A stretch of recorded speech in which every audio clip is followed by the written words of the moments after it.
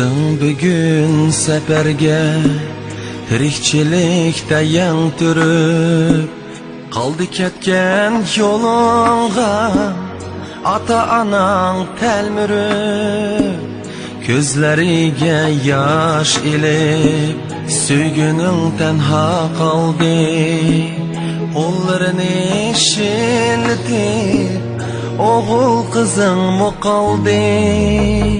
Xudayimga amanet deb qadamni boshlag'in, oldindagi sirba yo'lga nazar tashlag'in. Bu yo'llar uzun yo'llar, bu yo'lda o'lim to'la. Atam qachon kelur deb kutar sabiy bolalar.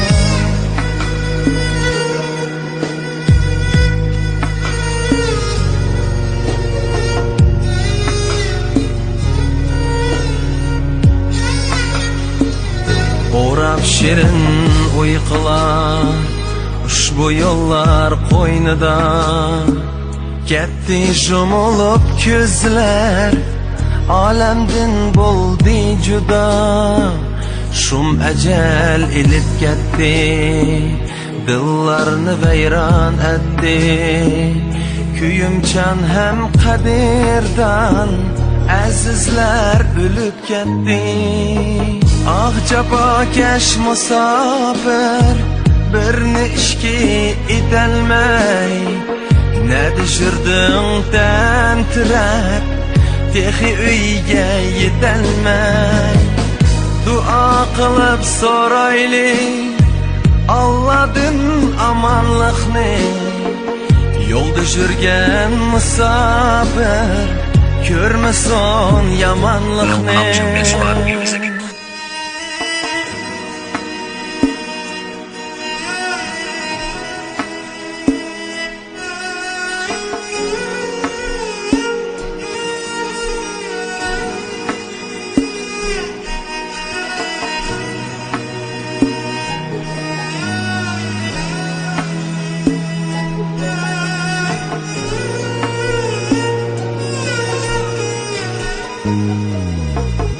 Xudayimga amanet deb qadamni boshlag'in, oldindagi sirba yo'lga nazar tashlag'in. Bu yo'llar uzun yo'llar, bu yo'lda o'lim to'la. Atam qachon kelur deb kutar sabiy bolalar. Ma'lum ulug' hey Allah, dua qilib so'rayman, yo'ldagi musofirni omonlig'ini tilayman. Amin.